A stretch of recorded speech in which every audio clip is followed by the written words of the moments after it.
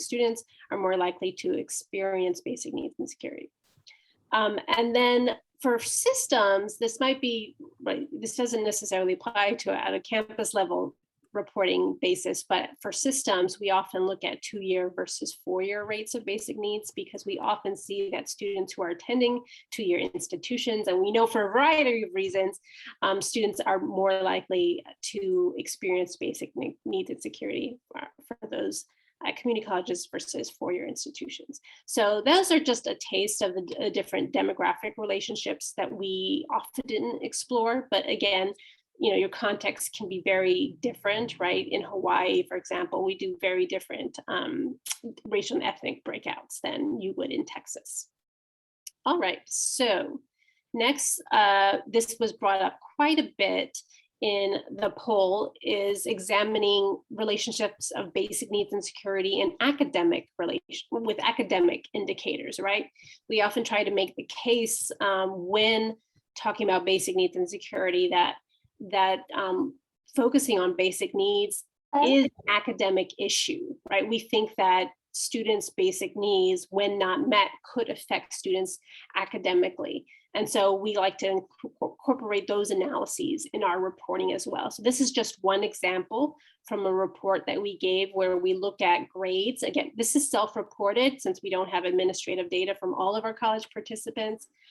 This is self-reported information from the surveys on students' grades. And then we look at those grades and how they differ by whether or not students are experiencing basic needs insecurity. And we have it broken out here by type of insecurity.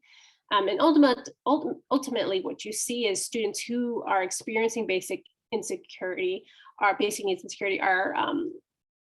are less likely to report getting A's and B's, so they have lower grades in general. And so this is just a typical example of some of that information that we include. It's harder to have that information from an assessment on retention, because that requires multiple surveys, follow-up from the same student. So you don't have that ease as much when using just survey data. But if you're able to connect the survey data to administrative data, that's great. And if you're able to draw that connection between grades and basic needs and security, that's not just grades, but any academic indicators using administrative data, that's important to draw out.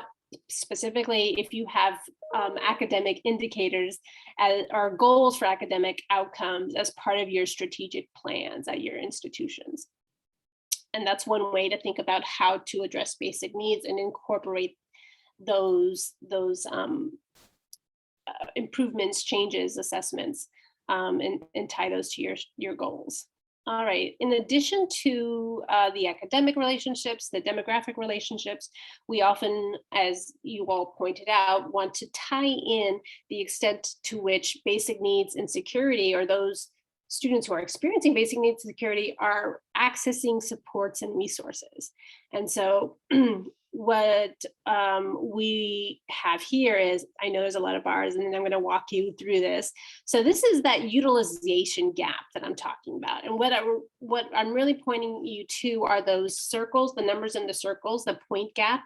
So this is essentially the difference between students who are experiencing basic needs and security and those who are accessing supports or resources at their campus. So in an ideal world, right, if you have supports available for students who are experiencing basic needs and security, you would be reaching all of those students, right? And then in a survey, all students who are experiencing basic needs would be accessing those resources. And so your utilization gap in that scenario would be 0. And then, whereas if no students who are experiencing basic needs and security there are no students using your your resources or supports, that would be a very large point gap. So this level of information we think could be helpful in terms of getting a sense of outreach efforts and where are the gaps. And so here's just an example of looking at gaps by race and ethnicity, but you could do that in a variety of ways. In our survey, in addition to measuring basic needs and security, we asked students like the different types of resources and supports that are broadly used on a national scale. You, of course, could use something much more specific to your institution, right? Be it a campus pantry or emergency aid or supports for SNAP benefits, like getting students access to SNAP benefits, or supports for finding affordable housing, right? And you could tie that into also specific types of needs, right? So how many students are experiencing food insecurity versus how many students who are facing food insecurity are accessing your campus pantry, right? And that difference could be your utilization gap. And that will give you a good sense of like where the potential outreach is needed. And you could do follow-up questions around this about where, for students who are not accessing your resource supports, what are the reasons why? And something that's come up with other groups that we've spoken with is, issues of stigma and shame. We know when talking about basic needs and security, a lot of those issues come into play. Students are not necessarily forthcoming because there's stigma and shame when you are experiencing food insecurity, when you don't have stable housing. So those could be potential reasons. We also see reasons, common reasons of students thinking that those supports are not for them, even though they have basic needs. And so this sort of line of questioning can help you inform your outreach efforts. All right, so let's see. So those are sort of the analyses, that the different types of analyses and relationships that we encourage you to think about when analyzing your assessment data, your survey data. Now, in terms of preparing for your report, we have some additional information or questions we think that you should think about reporting on. And these are all in an effort of being transparent about your assessments, how are you reporting, who's participated, et cetera. So we do encourage you to include key details about how you conducted the survey, for example. What are the methods, or what are the formats, who participated, right? Was it a subsample? Was it a randomized subsample? Or was it full population that the survey invitations went out to? How many students responded? How many students may have finished, right, the survey? Because we know that completion rates do differ. And also if you have provided any incentives, right? So all of this information could be helpful for those who are trying to interpret your data and your results, right? Some additional thoughts to include when preparing your report, and I know probably you're already thinking about these, but your results are often easier to interpret if they're put in some sort of context. So think about what that context is and what's most helpful for your readers. Is it an over time context, right? Are you comparing this year's results to last year's or last terms or last 2 years ago? Or are there other sort of comparisons that you're interested in making?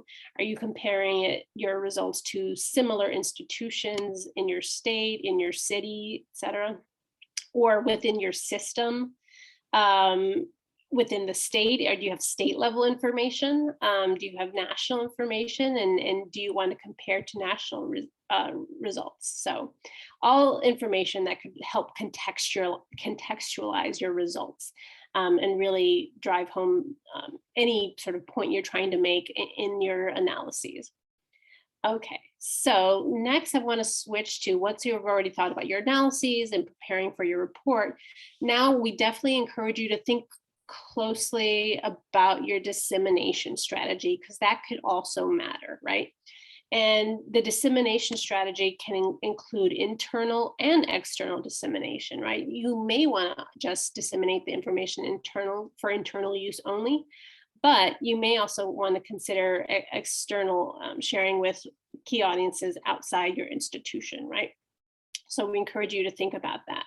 And that could include sharing with key community partners, right? other sort of representatives or governmental agencies, et cetera, that could help you build a coalition and or network in doing this work and in bringing attention to this work.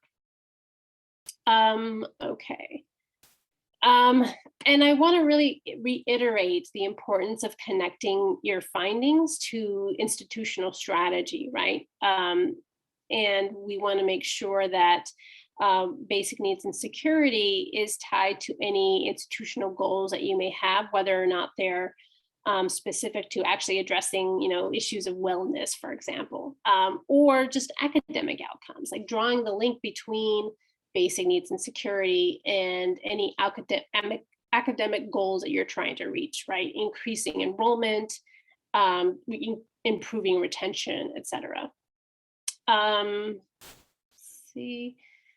One really good example, I know it's a very different context, but something to consider is we have an example from a college that participated in our survey recently, the University of Pittsburgh, and we worked with them and we saw them actually incorporate some of this work into their strategic plan.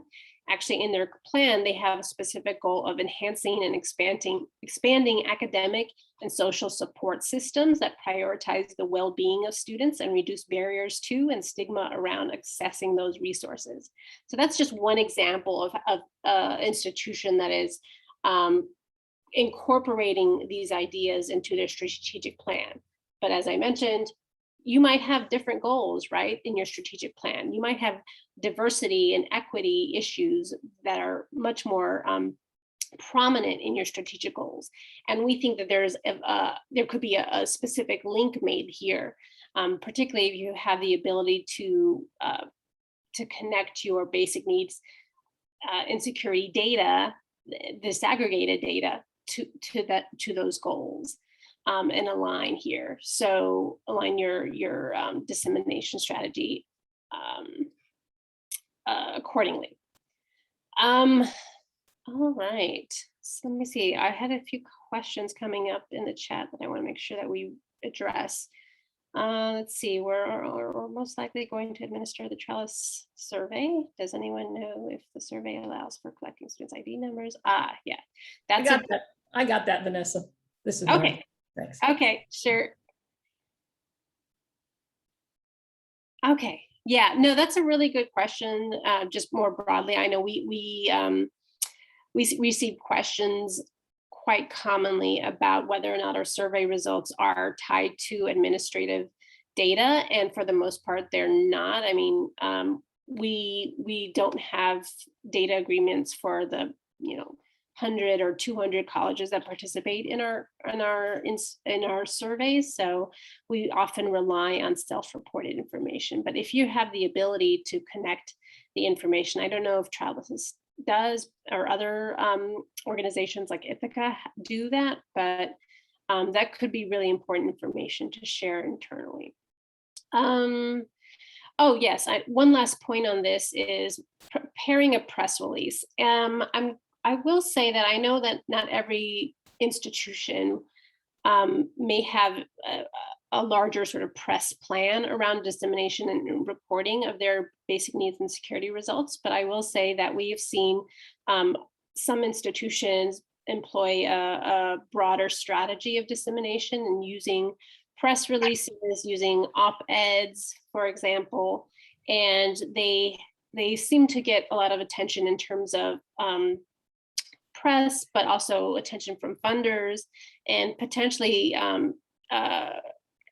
you may get unexpected collaborators, right? So we've seen some architecture firms, for example, partner with community colleges in trying to think about housing, affordable housing options. So that's one strategy to think about of, what are the external dissemination plans that could help you internally fundraise or, creatively solve these problems. And those could be nonprofit organizations, government agencies, private businesses, et cetera. So we do recommend thinking more broadly about the dissemination strategy and your goals here. All right. The next part we want to think about is give you all more time to think about, like, what are the specific ways in which you're hoping that the use of basic needs information will inform your existing work. I know everyone here has different roles, and that's great. And so hopefully we can generate some ideas based on what those different perspectives are, and what the perspectives and goals could align more broadly. Angelina, do you want to guide us through the next process of a breakout Sure. session? Yeah. So I'm gonna I'll stop sharing my screen here. Hold on. Okay. Hello, everyone.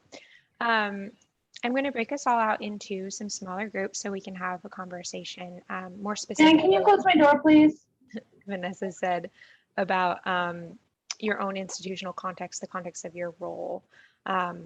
I'd also want to encourage you to think about the pathways work that you have been doing already. You've been on this journey across your state about your pathways efforts, and I think there are some pathways coaches in here that will be participating in these conversations. So really, we just want to make space for connecting this work to your existing work and existing strategy.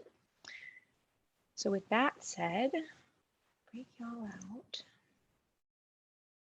We're going to spend probably about 10 minutes in conversation, maybe a little longer, and then come back and have a broader group discussion about some of the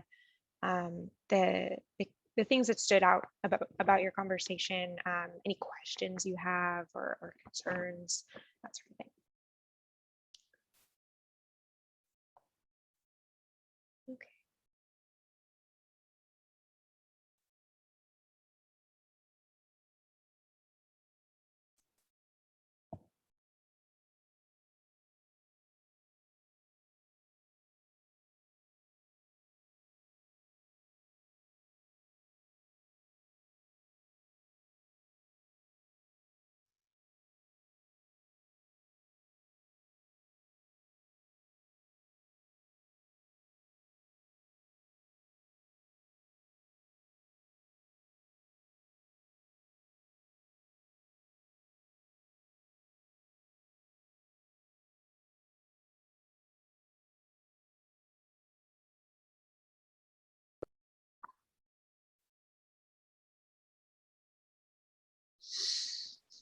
Welcome back.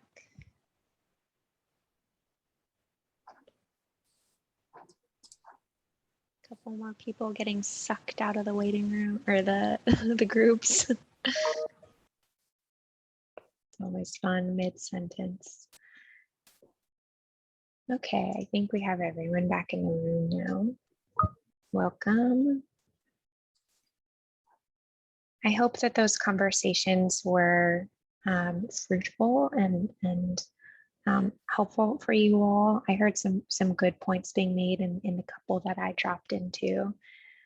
I'm wondering if there's anyone that I know is a bit of a big group, but I'm wondering if there's anyone that would like to share maybe something that stood out or what was discussed in your group, either related to sort of connecting to your existing strategy, or I just heard some conversations about like some of the challenges of doing this work, right? The funding, the data collection, small team, things like that. So I'd love to hear from some of you about those topics.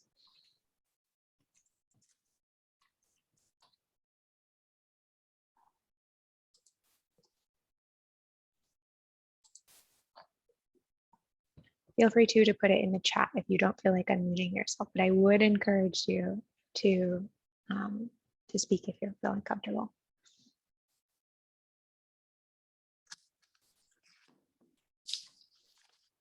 Hey guys, I don't know if y'all can see me. I'm sorry. I'm David. I'm from Southwest Texas Junior College. I know me and my group 10, we were talking about just difficulties or just the alignment of like providing services and how we should kind of be inclusive into knowing other areas to provide that right information for our students. Like one of the examples that we provided was that like I am the the first person that they see whenever they come for a campus tour, and I'm the first person that they see during orientation.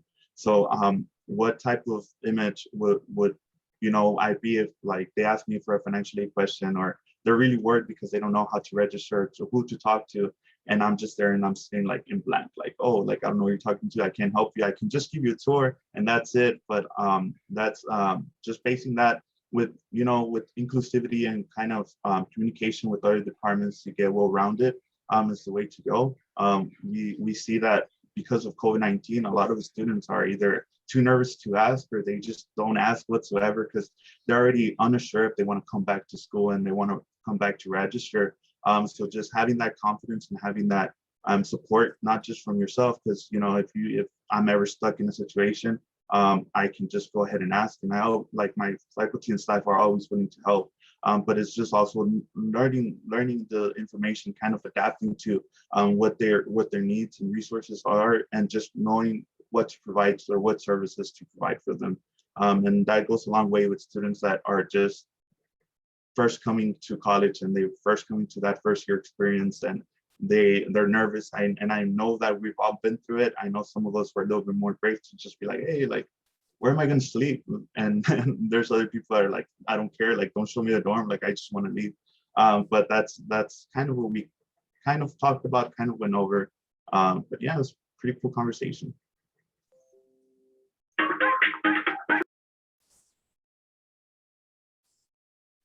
Thanks for sharing that, David. I think that's a really important point, is all the different ways that students access this information, right? The various people that they might feel comfortable speaking with, or that first connection that they have, and making sure that they feel supported. I think that's incredibly important.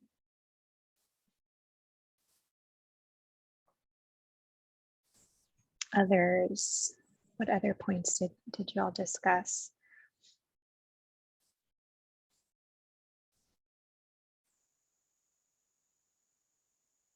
Can share something if okay.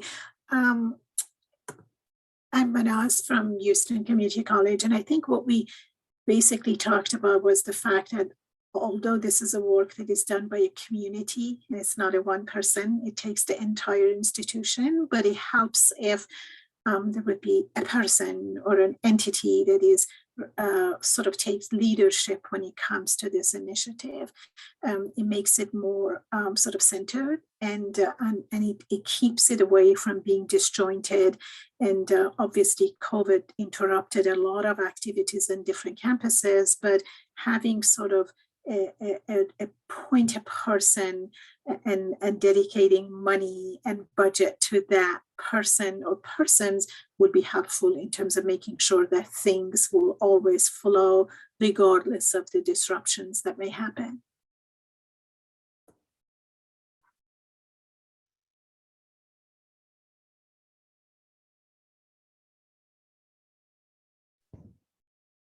Thanks for sharing that. That's also totally, and we hear that a lot, right? Is like really needing the resources, either human and or financial, to make this stick, and to make sure that the support is available sort of over whatever happens, right? I also see a comment in the chat about disparities between smaller rural community colleges and the larger, more urban community colleges. Totally. Thanks, Stephen, for sharing that. I don't know if others have had conversations about that or want to share anything else. I mean, I think that makes a lot of sense. Just the availability of those external partnerships and resources too. That network that you have. We always emphasize that the college is one part of an ecosystem, and it's so important to have some of those other resources and partnerships. Vanessa, as we sort of close out on our time, is there anything that you want to share, either from your conversation or sort of reflections back on some of these topics? Yeah, I think something I just want to reiterate, because I don't think I said this in the front, but we understand that you all are experiencing a variety of challenges in doing this type of work. We understand that there's issues of survey fatigue, right? So your students are getting over surveyed.